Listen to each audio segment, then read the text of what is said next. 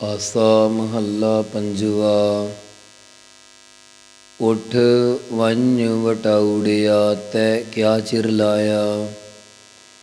ਜਿਨ੍ਹਾਂ ਜੀਵਾਂ ਨੇ ਮਨੁੱਖਾ ਜਨਮ ਪਾ ਕੇ ਸੁੱਖ ਸਰੂਪ ਦੇ ਆਨੰਦ ਨੂੰ ਨਹੀਂ ਪਾਇਆ, ਜੋ ਆਨੰਦ ਕਿਸੇ ਪਾਸੋਂ ਕਿਹਾ ਨਹੀਂ ਜਾ ਸਕਦਾ, ਉਸ ਆਨੰਦ ਪਾਉਣ ਤੋਂ ਬਿਨਾਂ ਮਨੁੱਖਾ ਜੀਵਨ ਦੀ ਜ਼ਿੰਦਗੀ ਐਵੇਂ ਝੂਠੇ ਪਦਾਰਥਾਂ ਮਾਇਆ ਦੇ ਮੋਹ ਆਦਿ ਵਿੱਚ ਬੇਅਰਥ ਬਤੀਤ ਕਰ ਗਏ ਜਾਂ ਕਰ ਰਹੇ ਹਨ।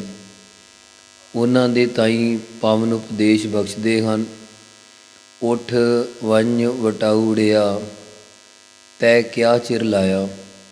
ਹੇ ਜੀਵ ਰੂਪੀ ਵਟਾਉੜਿਆ ਰਾਹੀ ਮੁਸਾਫਰਾ, ਤੂੰ ਕਦੇ ਉੱਠ ਕੇ ਪਰਮੇਸ਼ਰ ਦੇ ਵੱਲ ਤਾਂ ਵੰਝ ਜਾ, ਭਾਵ ਚੱਲ ਕੇ ਜਾ, ਉੱਠ ਕੇ ਸਤ ਸੰਗਤ ਵਿੱਚ ਜਾ। ਤੈ ਕਹੀਏ ਤੂੰ ਕਿਉਂ ਚਿਰ ਦੇਰ ਲਾਉਣਾ ਕੀਤੀ ਹੈ। ਹੇ ਜੀਵ ਰੂਪੀ ਰਾਹੀ ਮੁਸਾਫਰ, ਤੈਨੂੰ ਕਾਲ ਨੇ ਆ ਕੇ ਕਹਿ ਦੇਣਾ ਹੈ ਕਿ ਤੇਰੀ ਪ੍ਰਲਬਧ ਪੂਰੀ ਹੋ ਗਈ, ਹੁਣ ਉੱਠ ਕੇ ਪਰਲੋਕ ਨੂੰ ਚੱਲ। ਤੈ ਕਹੀਏ ਤੂੰ ਇਸ ਦੇਹ ਵਿੱਚ ਰਹਿਣ ਵਾਸਤੇ ਕਿਉਂ ਦੇਰੀ ਲਾ ਰਿਹਾ। ਮੋਹਲਤ ਪੁੰਨੜੀਆ ਕਿਤ ਕੂੜ ਲੁਭਾਇਆ। ਜੋ ਤੇਰੀ ਇੱਥੇ ਰਹਿਣ ਦੀ ਮੋਹਲਤ ਹੱਦ ਸੀ, ਉਹ ਪੁੰਨੜੀਆ ਪੂਰੀ ਹੋ ਗਈ ਹੈ। ਤੂੰ ਕਿਤ ਕਹੀਏ ਕਿਸ ਵਾਸਤੇ ਝੂਠੇ ਪਦਾਰਥਾਂ ਜਾਂ ਝੂਠੇ ਸੰਬੰਧੀਆਂ ਵਿੱਚ ਲੁਭਾਇਮਾਨ ਹੋ ਰਿਹਾ। ਕੂੜੇ ਲੁਭਾਇਆ ਤੋ ਮਾਇਆ ਕਰਹਿ ਪਾਪ ਅਮਿਤਿਆ। ਕੂੜੇ ਝੂਠੇ ਪਦਾਰਥਾਂ ਜਾਂ ਸੰਬੰਧੀਆਂ ਵਿੱਚ ਲੁਭਾਇਮਾਨ ਹੋਇਆ ਤੂੰ ਛਲ ਰੂਪ ਮਾਇਆ ਦੇ ਮੋਹ ਕਰਕੇ ਅਮਿਤਿਆ ਹੁੰਦਾ ਬੇਅੰਤ ਪਾਪ, ਮਿਤ ਮਰਿਆਦਾ ਤੋਂ ਬਾਹਰ, ਗਿਣਤੀ ਮਿਣਤੀ ਤੋਂ ਰਹਿਤ ਤੂੰ ਗੁਨਾਹ ਕਰਦਾ ਹੈ। ਤਨ ਭਸਮ ਢੇਰੀ ਜਮਹਿ ਹੇਰੀ ਕਾਲ ਬਪੜੈ ਜਿਤਿਆ। ਜਿਸ ਵੇਲੇ ਜਮਾ ਨੇ ਕੋਪ ਦ੍ਰਿਸ਼ਟੀ ਨਾਲ ਹੇਰੀ ਵੇਖਿਆ, ਉਸ ਵੇਲੇ ਤੇਰਾ ਤਨ ਸਰੀਰ ਭਸਮ ਸੁਆਹ ਦੀ ਢੇਰੀ ਹੋ ਜਾਵੇਗਾ। ਹੇ ਬਪੜੈ ਵਿਚਾਰੇ ਜੀਵ, ਤੈਨੂੰ ਕਾਲ ਮੌਤ ਨੇ ਜਿੱਤ ਲੈਣਾ ਹੈ। ਮਾਲ ਜੋਬਨ ਛੋੜ ਵੈਸੀ ਰਹਿਓ ਪਹਿਨਣ ਖਾਇਆ। ਮਾਲ ਹਾਥੀ ਘੋੜੇ ਆਦਿ ਤੇ ਜੋਬਨ ਜਵਾਨੀ, ਇਹ ਸਾਰਾ ਕੁਝ ਇੱਥੇ ਹੀ ਛੱਡ ਕੇ ਚੱਲਿਆ ਵੈਸੀ ਜਾਵੇਗਾ। ਸੋਹਣੇ ਬਸਤਰਾਂ ਦਾ ਪਹਿਨਣਾ, ਚੰਗਾ ਸਵਾਦਿਸ਼ਟ ਭੋਜਨ ਖਾਣਾ ਸਭ ਇੱਥੇ ਹੀ ਰਹਿ ਜਾਵੇਗਾ। ਨਾਨਕ ਕਮਾਣਾ ਸੰਗ ਜੁਲਿਆ ਨਹਿ ਜਾਏ ਕਿਰਤ ਮਿਟਾਇਆ। ਸਤਿਗੁਰੂ ਜੀ ਕਥਨ ਕਰਦੇ ਹਨ ਕਿ ਇਹ ਜੀਵ ਰੂਪ ਰਾਹੀ ਮੁਸਾਫਰਾ, ਕੀਤੇ ਕਰਮਾਂ ਦਾ ਸਮੁਦਾਇ ਹੀ ਤੇਰੇ ਨਾਲ ਚੱਲੇਗਾ। ਜੋ ਕੁਝ ਤੂੰ ਕਰਮ ਕੀਤੇ ਉਹੀ ਨਾਲ ਜਾਣਾ। ਕਰਮਾਂ ਦੇ ਸੰਸਕਾਰਾਂ ਦਾ ਇਕੱਠ ਮਿਟਾਇਆ ਨਹੀਂ ਜਾਂਦਾ। ਫਾਥੋ ਮਿਰਗ ਜਿਵੈ ਪੇਖ ਰੈਣ ਚੰਦਰਾਇਣ। ਹੇ ਜੀਵ, ਜਿਵੇਂ ਚੰਦਰਾਇਣ ਹੁੰਦੀ, ਚੰਦ ਰਾਇਣ ਚੰਦਰਮਾ ਦੀ ਰਾਤ ਨੂੰ ਚੰਦਰਮਾ ਦੀ ਚਾਂਦਨੀ ਜਾਂ ਸ਼ਿਕਾਰੀ ਦਾ ਕੀਤਾ ਪ੍ਰਕਾਸ਼ ਵੇਖ ਕੇ ਅਤੇ ਘੰਡਾ ਹੇੜੇ ਦਾ ਸ਼ਬਦ ਸੁਣ ਕੇ ਮਿਰਗ ਹੁੰਦਾ ਹਿਰਨ ਫਾਥੋਂ ਫਸ ਜਾਂਦਾ ਹੈ। ਇਸੇ ਪ੍ਰਕਾਰ ਅਵਸਥਾ ਰੂਪੀ ਰੈਣ ਰਾਤ ਵਿੱਚ ਮਾਇਆ ਰੂਪੀ ਦੀਵੇ ਦੇ ਚੰਦਰਾਇਣ ਪ੍ਰਕਾਸ਼ ਚਮਕਾਰੇ ਨੂੰ ਵੇਖ ਕੇ ਅਤੇ ਘੰਡੇ ਹੇੜੇ ਸ਼ਬਦ ਦੀ ਨਿਆਈ ਇਸਤਰੀ ਪੁੱਤਰਾਂ ਦੇ ਪ੍ਰੇਮ ਦੇ ਜਾਂ ਮੋਹ ਦੇ ਬਚਨ ਸੁਣ ਕੇ ਜੀਵ ਰੂਪੀ ਮਿਰਗ ਜਿਹੜਾ ਹਿਰਨ ਫਸ ਰਿਹਾ। ਸੁਖੋ ਦੁਖ ਭਏ ਨਿਤ ਪਾਪ ਕਮਾਇਣ। ਨਿਤਾ ਪ੍ਰਤੀ ਗੁਨਾਹਾਂ ਦੇ ਕਰਮ ਕਮਾਉਣੇ ਕਰਕੇ ਸੁੱਖਾਂ ਤੋਂ ਦੁੱਖ ਪ੍ਰਾਪਤ ਹੋ ਗਏ ਹਨ। ਪਾਪਾ ਕਮਾਣੇ ਛੱਡੈ ਨਾਹੀ ਲੈ ਚੱਲੇ ਘਤ ਗਲਾਵਿਆ। ਪਾਪਾਂ ਦੇ ਕਮਾਉਣ ਵਾਲੇ ਜੀਵਾਂ ਨੂੰ ਜਮਦੂਤ ਛੱਡਦੇ ਨਹੀਂ ਹਨ। ਗਲਾਵਿਆ ਭਾਵ ਗਲ ਵਿੱਚ ਘੁੰਡੀ ਵਾਲਾ ਰੱਸਾ ਪਾ ਕੇ ਘੱਤ ਕੇ ਪਰਲੋਕ ਨੂੰ ਲੈ ਜਾਂਦੇ, ਗਲਾਵਾ ਪਾ ਲੈਂਦੇ ਕੁੱਟ ਕੇ। ਹਰ ਚੰਦੌਰੀ ਦੇਖ ਮੂਠਾ ਕੂੜ ਸੇਜਾ ਰਾਵਿਆ। ਹਰ ਚੰਦੌਰੀ ਰਾਜੇ ਹਰੀ ਚੰਦ ਦੀ ਨਗਰੀ ਦੀ ਨਿਆਈ ਗੰਧਰਬ ਨਗਰੀ ਉਜਾੜ ਵਿੱਚ ਨਗਰ ਪ੍ਰਤੀਤ ਹੋਣ ਰੂਪੀ ਸ੍ਰਿਸ਼ਟੀ ਨੂੰ ਵੇਖ ਕੇ ਮੂਠਾ ਠੱਗਿਆ ਜਾ ਰਿਹਾ ਅਤੇ ਕੂੜ ਝੂਠ ਬੋਲ ਬੋਲ ਕੇ ਬਗਾਨੀਆਂ ਇਸਤਰੀਆਂ ਦੀਆਂ ਸੇਜਾਂ ਨੂੰ ਰਾਵਿਆ ਭੋਗ ਰਿਹਾ। ਅੰਤਿਸ਼ ਕਰਨ ਰੂਪ ਸੇਜਾਂ ਵਿੱਚ ਝੂਠ ਨੂੰ ਹੀ ਰਾਵਿਆ ਭੋਗਿਆ ਭਾਵ ਧਾਰਿਆ ਆ। ਲਬ ਲੋਭ ਅਹੰਕਾਰ ਮਾਤਾ ਗਰਭ ਭਇਆ ਸਮਾਇਣ। ਪਦਾਰਥਾਂ ਦੇ ਖਾਣ ਦਾ ਲਾਲਚ, ਪਦਾਰਥਾਂ ਦੇ ਜੋੜਨ ਦਾ ਲੋਭ ਅਤੇ ਦੇਹ ਦਾ ਹੰਕਾਰ ਹਉਮੈ ਵਿੱਚ ਹੀ ਮਸਤ ਹੋ ਰਿਹਾ ਅਤੇ ਗੁਣਾਂ ਦੇ ਹੰਕਾਰ ਵਿੱਚ ਹੀ ਸਮਾਇਆ ਹੋਇਆ ਰਹਿੰਦਾ ਹੈ। ਨਾਨਕ ਮ੍ਰਿਗ ਅਗਿਆਨ ਬਿਨਸੇ ਨਹਿ ਮਿਟੈ ਆਵਣ ਜਾਇਣ। ਸਤਿਗੁਰੂ ਜੀ ਕਥਨ ਕਰਦੇ ਹਨ ਕਿ ਜਿਸ ਪ੍ਰਕਾਰ ਗਿਆਨ ਤੋਂ ਹੀਣਾ ਮ੍ਰਿਗ, ਹਿਰਨ, ਘੰਡਾ ਹੀੜੇ ਦੇ ਸ਼ਬਦ ਨੂੰ ਸੁਣ ਕੇ ਨਾਸ਼ ਹੋ ਜਾਂਦਾ, ਇਸੇ ਪ੍ਰਕਾਰ ਅਗਿਆਨੀ ਜੀਵ ਘੰਡਾ ਹੀੜੇ ਦੇ ਸ਼ਬਦ ਦੀ ਨਿਆਈ ਮੋਹ ਦੀਆਂ ਗੱਲਾਂ ਸੁਣ ਕੇ ਹਿਰਨ ਦੀ ਤਰ੍ਹਾਂ ਨਾਸ਼ ਹੋ ਰਿਹਾ, ਜਿਸ ਕਰਕੇ ਜੀਵਨ ਦਾ ਆਵਣ ਆਉਣਾ ਤੇ ਜਾਇਣ ਜਾਣਾ, ਜੰਮਣਾ ਮਰਨਾ ਮਿਟਦਾ ਨਹੀਂ। ਮਿੱਠੈ ਮਖ ਮੋਆ ਕਿਉ ਲਏ ਉਡਾਰੀ। ਜਿਵੇਂ ਢਲੇ ਹੋਏ ਸਲਾਬ ਵਾਲੇ ਮਿੱਠੇ ਗੁੜ ਨੂੰ ਵੇਖ ਕੇ ਖਾਣ ਵਾਸਤੇ ਮੱਖੀ ਉਸ ਵਿੱਚ ਆ ਕੇ ਬੈਠ ਜਾਂਦੀ ਅਤੇ ਖੰਭ ਵਿੱਚ ਫਸਣ ਕਰਕੇ ਮੱਖੀ ਕਿਵੇਂ ਉਡਾਰੀ ਲਾ ਸਕਦੀ, ਉਹ ਤਾਂ ਖੰਭ ਟੁੱਟਣੇ ਕਰਕੇ ਵਿੱਚ ਹੀ ਮਰ ਜਾਂਦੀ। ਇਸੇ ਪ੍ਰਕਾਰ ਜੀਵ ਰੂਪੀ ਮੱਖੀ ਮਾਇਆ ਰੂਪੀ ਮਿੱਠੇ ਗੁੜ ਵਿੱਚ, ਮੋਹ ਰੂਪ ਸਲਾਬ ਵਿੱਚ ਫਸ ਰਹੀ ਆ ਅਤੇ ਬਿੱਧ ਨਖੇਦ ਕਰਮਾਂ ਰੂਪੀ ਖੰਭ ਵਿੱਚ ਰਹਿਣ ਕਰਕੇ ਮਰ ਰਹੀ ਆ। ਇਸ ਕਰਕੇ ਵਿਰਾਗ ਉਪਰਾਮਤਾ ਰੂਪ ਉਡਾਰੀ ਕਿਵੇਂ ਲਾ ਸਕਦੀ ਆ। ਹਸਤੀ ਗਰਤ ਪਿਆ ਕਿਉ ਤਰੀਐ ਤਾਰੀ।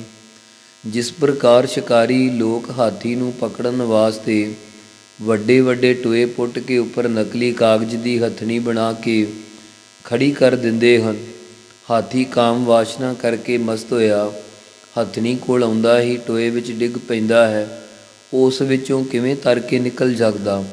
ਇਸੇ ਪ੍ਰਕਾਰ ਹਾਥੀ ਦੀ ਨਿਆਈ ਜੀਵ ਸੰਸਾਰ ਦੇ ਮੋਹ ਰੂਪੀ ਗਰਤ ਟੋਏ ਵਿੱਚ ਪੈ ਰਿਹਾ। ਇਸ ਲਈ ਭਗਤੀ ਰੂਪੀ ਤਾਰੀ ਬੇੜੀ ਨੂੰ ਲੈ ਕੇ ਜੀਵ ਕਿਵੇਂ ਤਰ ਸਕਦਾ ਹੈ? ਨਹੀਂ ਤਰ ਸਕਦਾ। ਤਰਨ ਦੁਹੇਲਾ ਭਇਆ ਖਿਨ ਮਹਿ ਖਸਮ ਚਿਤ ਨ ਆਇਓ। ਇੱਕ ਛਿਨ ਵਿੱਚ ਜੀਵ ਦਾ ਸੰਸਾਰ ਸਮੁੰਦਰ ਤੋਂ ਤਰਨ ਉਤਰਨਾ, ਪਾਰ ਹੋਣਾ ਦੁਹੇਲਾ ਬੜਾ ਕਠਿਨ ਹੋ ਗਿਆ, ਭਾਵ ਦੁਖਦਾਇਕ ਹੋ ਗਿਆ, ਕਿਉਂਕਿ ਇਸ ਨੂੰ ਕਦੇ ਖਸਮ ਮਾਲਕ ਚੇਤੇ ਹੀ ਨਹੀਂ ਆਇਆ। ਅਨਵੇਂ ਅਨੁਸਾਰ ਜਿਸ ਜੀਵ ਦੇ ਖਸਮ ਮਾਲਕ ਪਰਮੇਸ਼ਰ ਦਾ ਇੱਕ ਛਿਨ ਵੀ ਨਾਮ ਚੇਤੇ ਨਹੀਂ ਆਇਆ, ਉਸ ਦਾ ਸੰਸਾਰ ਸਮੁੰਦਰ ਤੋਂ ਤਰਨਾ ਬੜਾ ਹੀ ਕਠਿਨ ਆ। ਦੁਖਾ ਸਜਾਈ ਗਣਤ ਨਾਹੀ ਕੀਆ ਆਪਣਾ ਪਾਇਓ। ਹੇ ਜੀਵ, ਜੋ ਤੂੰ ਕੁਸੰਗੀ ਲੋਕਾਂ ਨਾਲ ਮਿਲ ਕੇ ਪਾਪ ਕਰਮ ਕੀਤੇ ਹਨ, ਉਹਨਾਂ ਪਾਪ ਕਰਮਾਂ ਕਰਕੇ ਦੁੱਖ ਰੂਪ ਇਤਨੀ ਸਜ਼ਾ ਮਿਲੇਗੀ ਜਿਸ ਦੀ ਗਿਣਤੀ ਨਹੀਂ ਕੀਤੀ ਜਾ ਸਕਦੀ। ਇਹ ਤੂੰ ਆਪਣੇ ਕੀਤੇ ਕਰਮਾਂ ਦਾ ਫਲ ਪਾਇਓ ਕਹੀਏ ਪਾਉਣਾ ਕਰੇਗਾ। ਗੁੱਜਾ ਕਮਾਣਾ ਪ੍ਰਗਟ ਹੋਆ ਈਤ ਉਤਹਿ ਖੁਆਰੀ। ਜੋ ਪਾਪ ਗੁੱਜਾ ਲੋਕ ਕੇ ਕਮਾਉਣਾ ਕਮਾਏ ਸੀ, ਉਹ ਅੰਤ ਨੂੰ ਸਾਰੇ ਪ੍ਰਤੱਖ ਹੋ ਗਏ, ਜਿਸ ਕਰਕੇ ਈਤ ਲੋਕ ਉਤਹਿ ਪਰਲੋਕ ਵਿੱਚ ਖਰਾਬ ਹੋਣਾ ਪੈਂਦਾ। ਅਰਥਾਤ ਭਾਵੇਂ ਪੜ੍ਹਾਈ ਪੜ੍ਹਿਆ ਕਰਕੇ ਚਤਰ ਕਹਾਉਂਦਾ ਸੀ, ਭਾਵੇਂ ਮੂਰਖ ਕਹਾਉਂਦਾ ਸੀ, ਪਰ ਵਿਕਾਰਾਂ ਕਰਕੇ ਖਰਾਬ ਹੀ ਹੋਣਾ ਪੈਂਦਾ। ਨਾਨਕ ਸਤਿਗੁਰ ਬਾਝ ਮੂਠਾ ਮਨ ਮੁਖੋ ਅਹੰਕਾਰੀ। ਸਤਿਗੁਰੂ ਜੀ ਕਥਨ ਕਰਦੇ ਹਨ ਕਿ ਆਪਣੇ ਮਨ ਨੂੰ ਮੁਖੀ ਬਣਾਉਣ ਵਾਲਾ ਜੀਵ ਦੇਹ ਅਧਿਆਸ ਦੇ ਸਹਿਤ ਹੰਕਾਰੀ ਹੋਣ ਕਰਕੇ ਸਤਿਗੁਰਾਂ ਦੇ ਉਪਦੇਸ਼ ਤੋਂ ਬਾਝ ਬਿਨਾਂ ਹੀ ਵਿਕਾਰਾਂ ਵਿੱਚ ਲੁੱਟਿਆ ਗਿਆ ਹੈ। ਹਰਿ ਕੇ ਦਾਸ ਜੀਵੇ ਲਗ ਪ੍ਰਭ ਕੀ ਚਰਣੀ। ਹਰੀ ਵਾਹਿਗੁਰੂ ਪਰਮੇਸ਼ਰ ਦੇ ਦਾਸ ਸੇਵਕ ਸਦਾ ਹੀ ਜਿਉਂਦੇ ਰਹਿੰਦੇ ਆ, ਕਿਉਂਕਿ ਉਹ ਹਰ ਵਕਤ ਪਰਮੇਸ਼ਰ ਦੀ ਚਰਣੀ ਭਾਵ ਪੈਰੀਂ ਲੱਗੇ ਰਹਿੰਦੇ ਆ। ਕੰਠ ਲਗਾਏ ਲੀਏ ਤਿਸ ਠਾਕੁਰ ਸਰਣੀ। ਜੋ ਤਿਸ ਭਾਵੈ ਭਾਵ ਉਸ ਠਾਕੁਰ ਸੁਆਮੀ ਪਰਮੇਸ਼ਰ ਦੀ ਮਨ ਬਾਣੀ ਸਰੀਰ ਕਰਕੇ ਓਟ ਵਿੱਚ ਪਏ ਹਨ, ਉਹ ਪਰਮੇਸ਼ਰ ਨੇ ਅਭੇਦ ਨਿਸ਼ਚੇ ਰੂਪੀ ਕੰਠ ਗਲ ਨਾਲ ਲਗਾ ਲਏ ਹਨ। ਬਲ ਬੁੱਧ ਗਿਆਨ ਧਿਆਨ ਆਪਣਾ ਆਪ ਨਾਮ ਜਪਾਇਆ।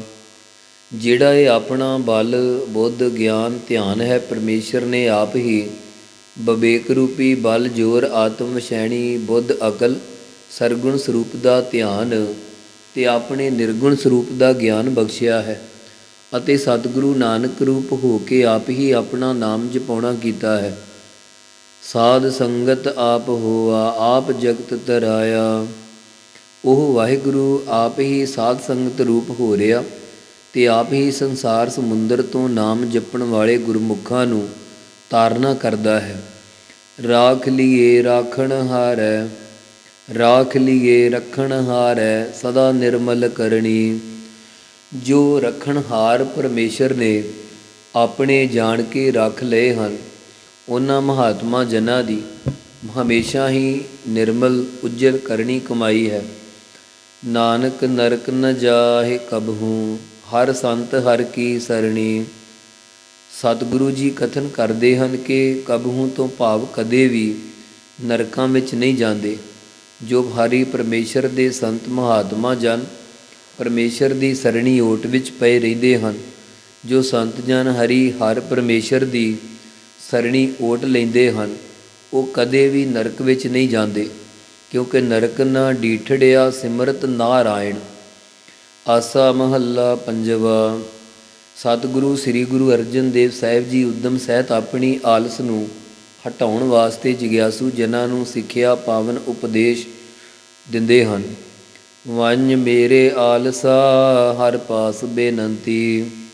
ਹੇ ਮੇਰੇ ਆਲਸਾ ਦਲਿਦਰਾ, ਤੂੰ ਚਲਿਆ ਜਾ, ਵੰਝ ਜਾ, ਕਿਉਂਕਿ ਤੂੰ ਪਰਮੇਸ਼ਰ ਦੇ ਸਿਮਰਨ ਨੂੰ ਭੁਲਾਉਂਦਾ ਹੈ। ਮੈਂ ਸਿਮਰਨ ਭਜਨ ਕਰਨ ਰੂਪ ਪਰਮੇਸ਼ਰ ਦੇ ਪਾਸ ਕੋਲ ਬੇਨੰਤੀ ਅਰਦਾਸ ਕਰਨੀ ਹੈ। ਜੇਕਰ ਤੂੰ ਨਾ ਗਿਆ ਤਾਂ ਮੈਂ ਤੇਰੀ ਨਿਵਰਤੀ ਵਾਸਤੇ ਪਰਮੇਸ਼ਰ ਦੇ ਪਾਸ ਕੋਲ ਬੇਨੰਤੀ ਅਰਦਾਸ ਕਰਾਂਗੀ, ਜੋ ਤੇਰਾ ਚੰਗੀ ਤਰ੍ਹਾਂ ਅਭਾਵ ਕਰ ਦੇਣਗੇ। ਜੇ ਤੂੰ ਚਲਿਆ ਜਾਵੇਂ ਤਾਂ ਰਾਵੋ ਸਹੁ ਆ ਪੰਨੜਾ, ਪ੍ਰਭ ਸੰਗ ਸੋਹੰਤੀ। ਮੈਂ ਆ ਪੰਨੜਾ ਆਪਣੇ ਸਹੁਪਤੀ ਪਰਮੇਸ਼ਰ ਦੇ ਆਨੰਦ ਨੂੰ ਰਾਵੋ ਮਾਣਾ, ਕਿਉਂਕਿ ਪਤੀ ਅਕਾਲ ਪੁਰਖ ਦੇ ਸਾਥ ਬ੍ਰਹਮਾ ਕਾ ਰੂਕੇ ਬਿਰਤੀ ਸੋਹੰਤੀ ਸ਼ੋਭਨੀਕ ਹੁੰਦੀ ਆ। ਇਸ ਕਰਕੇ ਸੰਗੇ ਸੋਹੰਤੀ ਕੰਤ ਸੁਆਮੀ, ਦਿਨ ਸਰੈਣੀ ਰਾਵੀਐ। ਹੇ ਜਿਗਿਆਸੂ ਰੂਪ ਸਖੀਏ, ਦਿਨ ਸਰੈਣੀ ਰਾਤ ਦਿਨ ਹੀ ਉਸ ਪਰਮੇਸ਼ਰ ਵਾਹਿਗੁਰੂ ਦੇ ਆਨੰਦ ਨੂੰ ਉਚਾਰਨਾ ਕਰੀਏ, ਜਿਸ ਕੰਤ ਪਤੀ ਸੁਆਮੀ ਪਰਮੇਸ਼ਰ ਨਾਲ ਮਿਲ ਕੇ ਬਿਰਤੀ ਬ੍ਰਹਮਾਕਾਰ ਹੋ ਕੇ ਸੁਹੰਤੀ ਸ਼ੋਭਨੀਕ ਹੁੰਦੀ ਹੈ। ਸਾਸ ਸਾਸ ਚਿਤਾਰ ਜੀਵਾ, ਪ੍ਰਭ ਪੇਖ ਹਰ ਗੁਣ ਗਾਵੀਐ। ਹੇ ਸਖੀ, ਆਉਂਦੇ ਸਵਾਸ ਨਾਲ ਤੇ ਜਾਂਦੇ ਸਵਾਸ ਨਾਲ ਪਰਮੇਸ਼ਰ ਦੇ ਨਾਮ ਨੂੰ ਚੇਤੇ ਕਰਕੇ ਜਿਉਂਦੇ ਹੋਈਏ ਤੇ ਪਰਮੇਸ਼ਰ ਦੇ ਸਰਗੁਣ ਸਰੂਪ ਦੇ ਸਾਖਿਆਤ ਦਰਸ਼ਨ ਦੇਖੀਏ ਅਤੇ ਪਰਮੇਸ਼ਰ ਦੇ ਗੁਣਾਂ ਨੂੰ ਗਾਵੀਏ, ਗਾਉਣਾ ਕਰੀਏ। ਪਰਮੇਸ਼ਰ ਦਾ ਸਰੂਪ ਸਤਿਗੁਰਾਂ ਦੇ ਦਰਸ਼ਨ ਦੇਖ ਕੇ ਹਰੀ ਵਾਹਿਗੁਰੂ ਦੇ ਗੁਣਾਂ ਨੂੰ ਗਾਉਣਾ ਕਰੀਏ।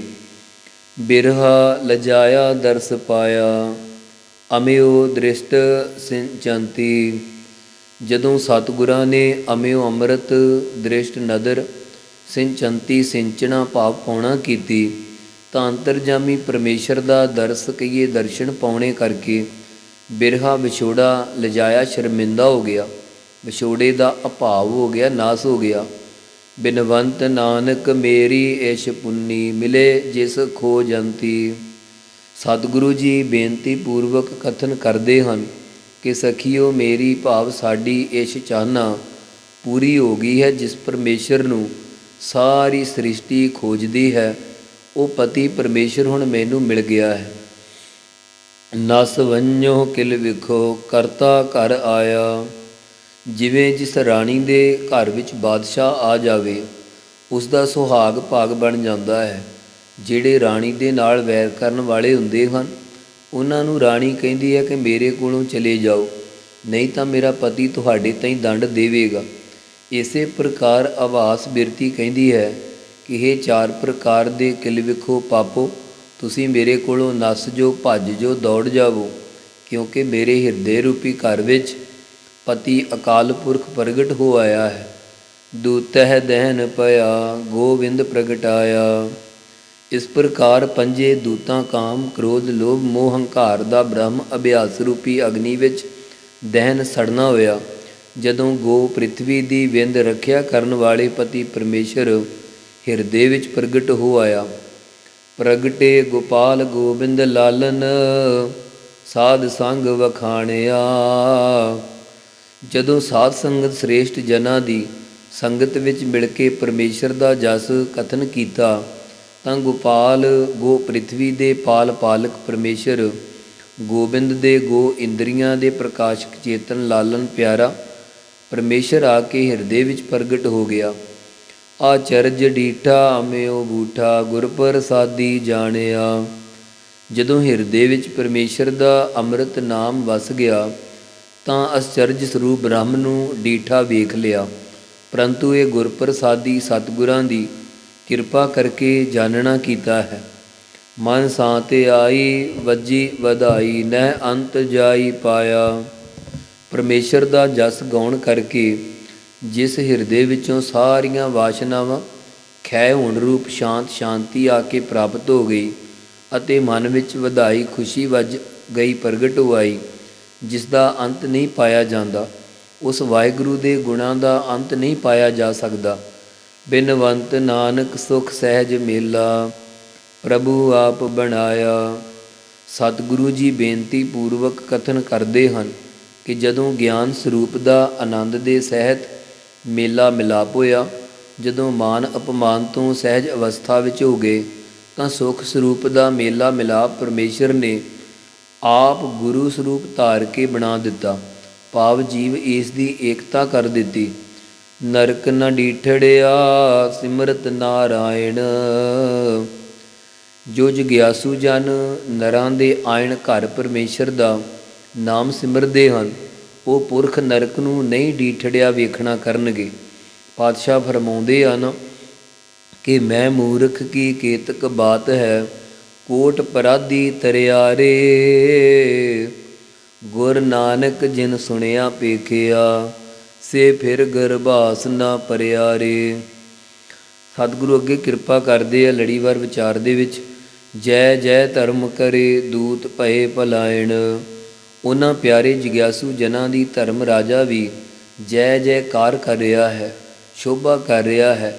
ਜਮਦੂਤ ਭਗੌੜੇ ਹੋ ਕੇ ਪਲਾਇਣ ਭੱਜ ਗਏ ਹਨ, ਪੰਜੇ ਕਾਮ ਕ੍ਰੋਧ ਆਦਿਕ ਦੂਤ ਵੀ ਨਸ ਗਏ ਹਨ। ਧਰਮ ਧੀਰਜ ਸਹਿਜ ਸੁਖੀਏ, ਸਾਧ ਸੰਗਤ ਹਰ ਭਜੇ। ਜੋ ਜਗਿਆਸੂ ਜਨ ਸ੍ਰੇਸ਼ਟ ਜਨਾਂ ਦੀ ਸੰਗਤ ਵਿੱਚ ਮਿਲ ਕੇ ਪਰਮੇਸ਼ਰ ਦਾ ਨਾਮ ਭਜੇ ਭਜਨ ਕਰਦੇ ਆ, ਉਸ ਨੂੰ ਭਜਦੇ ਆ ਭਾਵ ਚਿੰਤਨ ਕਰਦੇ ਆ, ਉਹਨਾਂ ਦੇ ਧਰਮ ਧੀਰਜ ਮਨ ਦੀ ਸ਼ਾਂਤੀ ਆਦਿ ਗੁਣ ਹਿਰਦੇ ਵਿੱਚ ਪ੍ਰਗਟ ਹੋ ਜਾਂਦੇ ਹਨ। ਉਹ ਸਹਿਜ ਅਵਸਥਾ ਨੂੰ ਪ੍ਰਾਪਤ ਕਰਕੇ ਲੋਕ ਪ੍ਰਲੋਕ ਵਿੱਚ ਸੁਖੀ ਹਨ। ਸ੍ਰੇਸ਼ਟ ਜਨਾਂ ਦੀ ਸੰਗਤ ਵਿੱਚ ਮਿਲ ਕਰਕੇ ਪਰਮੇਸ਼ਰ ਦਾ ਭਜਨ ਕਰਨੇ ਕਰਕੇ ਧਰਮ ਧੀਰਜ ਧੀਰਜਤਾ ਸਹਿਜ ਸ਼ਾਂਤੀ ਆਈ, ਜਿਸ ਕਰਕੇ ਲੋਕ ਪ੍ਰਲੋਕ ਵਿੱਚ ਸੁਖੀ ਹੋ ਗਏ ਹਨ। ਕਰ ਅਨੁਗ੍ਰਹ ਰਾਖ ਲੀਨੇ ਮੋਹ ਮਮਤਾ ਸਭ ਤਜੇ। ਜਦੋਂ ਅੰਤਹਿਕਰਨ ਦੈਵੀ ਸੰਪਦਾ ਦੇ ਸਮੇਤ ਹੋਇਆ ਤਾਂ ਪਰਮੇਸ਼ਰ ਨੇ ਆਪ ਅਨੁਗ੍ਰਹ ਕਿਰਪਾ ਕਰਕੇ ਰੱਖਿਆ ਕਰ ਲਈ ਹੈ, ਜਿਸ ਕਰਕੇ ਸਰੀਰਾਂ ਦਾ ਮੋਹ, ਪਦਾਰਥਾਂ ਦੀ ਮਮਤਾ, ਮੇਰ ਆਦਿਕ ਇਹ ਸਾਰਾ ਕੁਝ ਹੀ ਕਹਿੰਦੇ ਤਿਆਗ ਦਿੱਤੇ ਅਤੇ ਗਹਿ ਕੰਠ ਲਾਏ ਗੁਰ ਮਿਲਾਏ ਗੋਬਿੰਦ ਜਪਤ ਅਗਾਇਣ। ਗੋਬਿੰਦ ਪਰਮੇਸ਼ਰ ਦਾ ਨਾਮ ਆਰਾਧਣੇ ਕਰਕੇ ਮਾਇਆ ਦੀ ਤ੍ਰਿਸ਼ਨਾ ਵੱਲੋਂ ਅਗਾਇਣ ਰੱਜ ਗਏ, ਤ੍ਰਿਪਤ ਹੋ ਗਏ। ਸਤਿਗੁਰਾਂ ਦੇ ਮਿਲਾਉਣੇ ਕਰਕੇ ਪਰਮੇਸ਼ਰ ਨੇ ਕਿਰਪਾ ਰੂਪੀ ਹੱਥ ਨਾਲ ਗਹਿ ਪਕੜ ਕੇ ਅਭੇਦ ਨਿਸ਼ਚੇ ਰੂਪੀ ਕੰਠ ਗਲੇ ਨਾਲ ਲਾ ਲਏ। ਬਿਨਵੰਤ ਨਾਨਕ ਸਿਮਰ ਸੁਆਮੀ ਸਗਲ ਆਸ ਪੁਜਾਇਣ। ਸਤਿਗੁਰੂ ਜੀ ਬੇਨਤੀ ਪੂਰਵਕ ਕਥਨ ਕਰ ਰਹੇ ਹਨ ਕਿ ਉੱਤਮ ਸਹਿਤ ਮਾਲਕ ਪਰਮੇਸ਼ਰ ਦਾ ਚਿੰਤਨ ਕਰਨੇ ਕਰਕੇ ਸਾਰੀਆਂ ਆਸਾਂ ਪੁਜਾਇਣ ਪੂਰੀਆਂ ਹੋ ਗਈਆਂ। ਨਿੱਧ ਸਿੱਧ ਚਰਨ ਗਏ ਤਾ ਕੇਹਾ ਕਾੜਾ। ਹੀ ਭਾਈ, ਜਦੋਂ ਪਰਮੇਸ਼ਰ ਦਾ ਸਿਮਰਨ ਕਰਨ ਵਾਲੇ ਤਤ ਬੇਤਿਆਂ ਦੇ 9 ਨਿਧੀਆਂ 18 ਸਿੱਧੀਆਂ ਦੇ ਅਧੀਨ ਹੋਣ ਰੂਪ ਚਰਨ ਪਕੜ ਲਏ, ਤਦੋਂ ਫਿਰ ਕਿਸ ਚੀਜ਼ ਦਾ ਕਾੜਾ ਝੋਰਾ ਹੋਣਾ ਸੀ। ਰਿੱਧੀਆਂ ਸਿੱਧੀਆਂ ਦੇ ਮਾਲਕ ਪਰਮੇਸ਼ਰ ਦੇ ਜਦੋਂ ਚਰਨ ਪਕੜ ਲਏ ਤਾਂ ਫਿਰ ਕਿਸ ਚੀਜ਼ ਦਾ ਝੋਰਾ ਹੋਣਾ ਸੀ, ਕਿਉਂਕਿ ਸਭ ਕਿਛ ਵਸ ਜਿਸੈ ਸੋ ਪ੍ਰਭੂ ਅਸਾੜਾ। ਉਹ ਪ੍ਰਭੂ ਪਰਮੇਸ਼ਰ ਅਸਾਡਾ ਭਗਤ ਜਨਾਂ ਦਾ ਬਣ ਗਿਆ ਹੈ, ਜਿਸ ਵਾਹਿਗੁਰੂ ਦੇ ਸਾਰਾ ਕੁਝ ਹੀ ਵਸ ਅਧੀਨ ਹੈ। ਗਹਿ ਪੁਜਾ ਲੀਨੇ ਨਾਮ ਦੀਨੇ ਕਰ ਧਾਰ ਮਸਤਕ ਰਾਖਿਆ। ਜਦੋਂ ਮਹਾਰਾਜ ਜੀ ਨੇ ਨਾਮ ਦੀ ਦਾਤ ਦੇ ਕੇ ਸਾਡੀ ਬਿਰਤੀ ਭੁਜਾ ਬਾਂਹ ਕਿਰਪਾ ਰੂਪੀ ਹੱਥ ਨਾਲ ਪਕੜ ਕੇ ਆਪ ਦੇ ਵਿੱਚ ਲੀਨ ਭਾਵ ਅਭੇਦ ਕਰ ਲਈ ਅਤੇ ਸਾਡੇ ਅੰਤःਕਰਨ ਰੂਪੀ ਮਸਤਕ ਮੱਥੇ 'ਤੇ ਕਿਰਪਾ ਰੂਪੀ ਹੱਥ ਧਰ ਕੇ ਵਿਕਾਰਾਂ ਵੱਲੋਂ ਰੱਖਣਾ ਕੀਤਾ ਹੈ। ਅੰਤःਕਰਨ ਰੂਪੀ ਮੱਥੇ 'ਤੇ ਕਿਰਪਾ ਰੂਪੀ ਹੱਥ ਰੱਖ ਕੇ ਸਾਨੂੰ ਧਾਰਨ ਕਰ ਲਿਆ, ਭਾਵ ਆਪਣੇ ਬਣਾ ਲਿਆ। ਸੰਸਾਰ ਸਾਗਰ ਨਹਿ ਵਿਆਪੈ, ਅਮਿਓ ਹਰ ਰਸ ਚਾਖਿਆ। ਹੇ ਭਾਈ, ਜਿਸ ਨੇ ਐਸੇ ਅਮਿਓ ਅੰਮ੍ਰਿਤ ਰੂਪ ਪਰਮੇਸ਼ਰ ਦੇ ਆਤਮ ਰਸ ਨੂੰ ਚਖਣਾ ਕੀਤਾ ਹੈ, ਉਸ ਨੂੰ ਸੰਸਾਰ ਸਮੁੰਦਰ ਵਿੱਚ ਜੰਮਣਾ ਮਰਨਾ ਨਹੀਂ ਵਿਆਪਦਾ। ਸਾਧ ਸੰਗੇ ਨਾਮ ਰੰਗੇ, ਰਣਜੀਤ ਵੱਡਾ ਅਖਾੜਾ।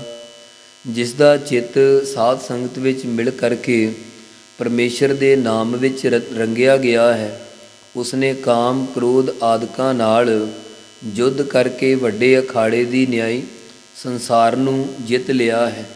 ਆਸਰੀ ਸੰਪਦਾ ਰੂਪੀ ਭਾਰੀ ਅਖਾੜਾ ਪਹਿਲਵਾਨਾਂ ਦੀ ਕੁਸ਼ਤੀ ਵਾਲੇ ਥਾਂ ਨੂੰ ਵਿਵੇਕ ਦੇ ਬਲ ਨਾਲ ਜੰਗ ਕਰਕੇ ਜਿੱਤ ਲਿਆ ਹੈ। ਬਿਨਵੰਤ ਨਾਨਕ ਸਰਣ ਸੁਆਮੀ, ਬਹੁੜ ਜਮ ਨ ਉਪਾੜਾ।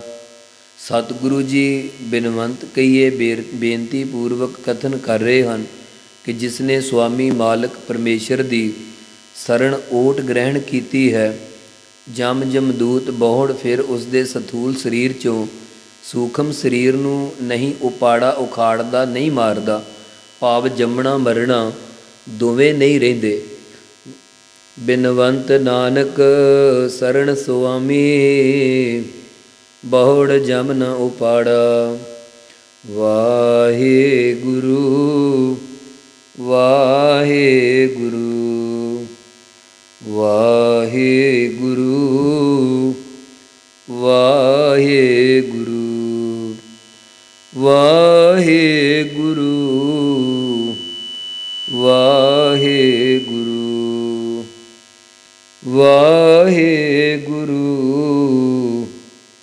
ਵਾਹਿਗੁਰੂ ਵਾਹਿਗੁਰੂ